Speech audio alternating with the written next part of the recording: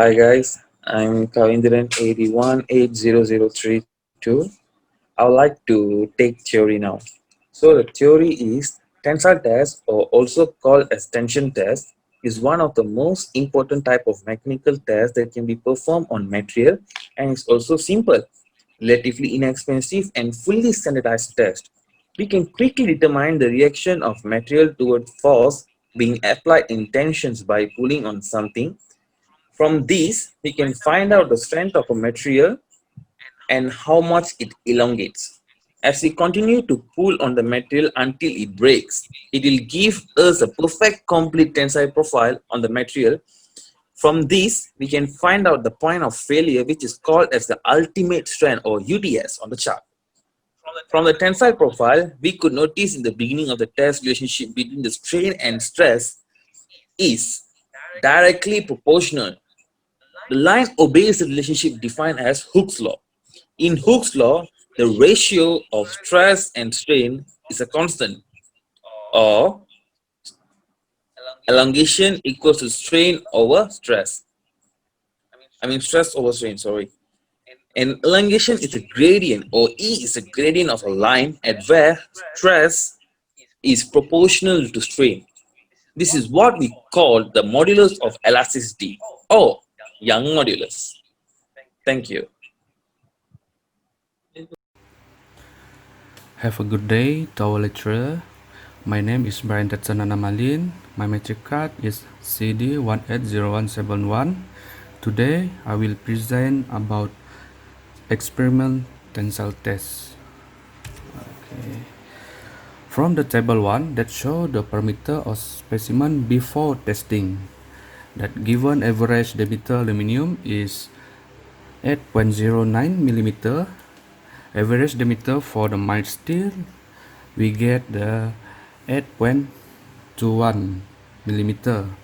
For the gauge length, we get 86.17 millimeter for the aluminum and 88.10 for the mild steel.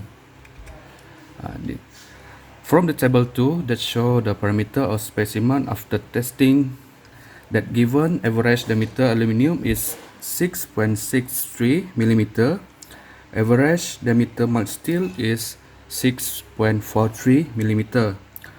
For the gauge length, we get 94.86 millimeter for the aluminum and 94.73 for the mild steel. This slide is given chart, mild steel versus elongation graph. This is our calculation for the mild steel.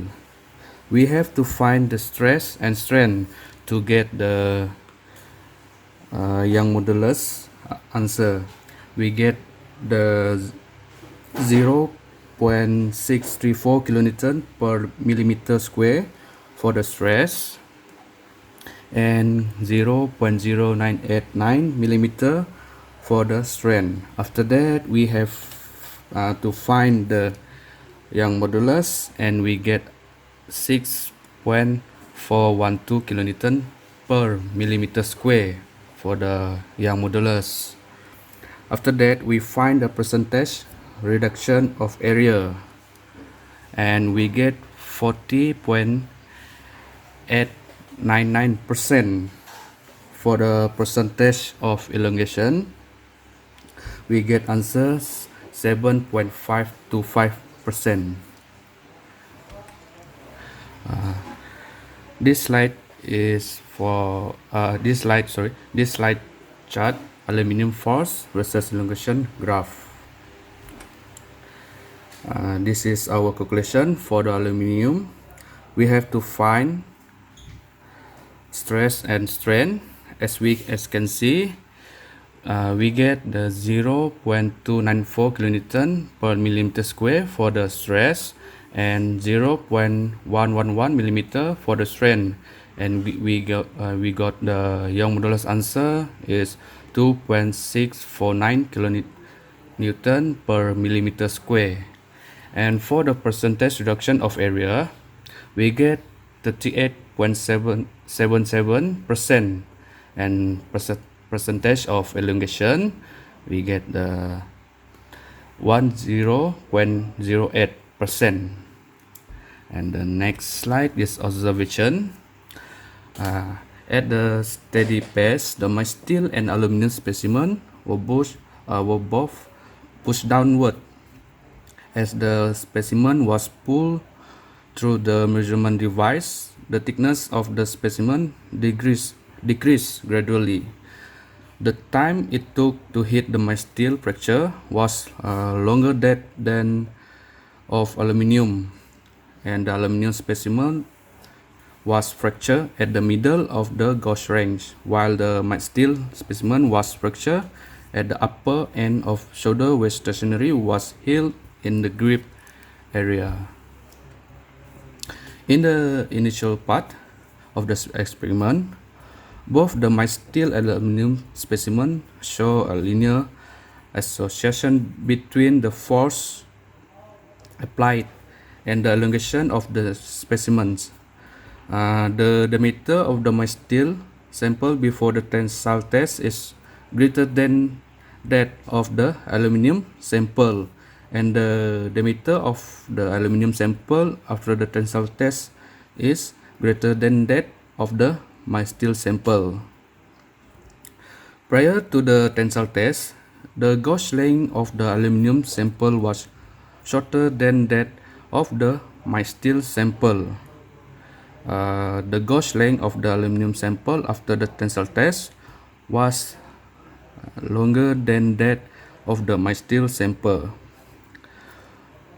Both the steel and aluminum specimen show the normal stress-strain behavior of metal from the graph produced from the testing machine. That's all from me, and thank you. Greetings, my name is Erwin Kuleh Luyoh, metric number CD180173, and I will be talking about discussion. So from A, as portrait in the graph of stress against strain for both mild steel and aluminum, mild steel has a higher Young modulus compared to the value of aluminum. Therefore, compared to aluminum, mild steel is stiffer and more amount of force and stress needs to be applied in order for it to deform. And when comparing yield strength, mild steel has higher yield strength than aluminum. With a higher yield strength, mild steel is able to withstand higher stress within plastic deformation. And then for ultimate tensile stress, mild steel still has a higher value compared to aluminum. So mild steel is able to sustain more amount of stress before necking and fracturing.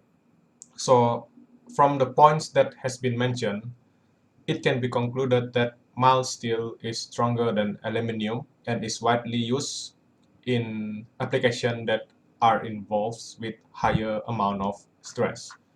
And the next one is B. One of the error that can occur during the experiment is a random error.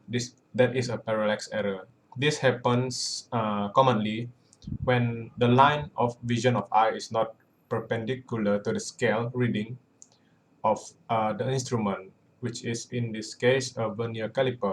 So when this occurs, it will lead to an inconsistent in data reading obtained. And then next is systematic error. This occurs only when the measuring equipment used are not calibrated before taking reading. This error is hard to be identified if the theoretical value is not known. So from these two errors, we can already tell that these errors will lead to an inconsistent data. So this consistent data will divert further than the theoretical data, and then the result obtained done will not be that accurate. Thank you. Alright. From my, I'm gonna present about conclusion and recommendation. So from the tensile test experiment, the mechanical property can be obtained when the material is stretched it experiencing elastic and plastic deformation. The strain hardening occur when the material is getting stretched and getting stressed until it fracture. The value they obtain from the experiment is actually not accurate because the approximation of plot from the raw data that generated by machine. So for the recommendation part, we recommend that all the data must be directly obtained from machine. It will become more accurate. Okay, that's all from me. Thank you.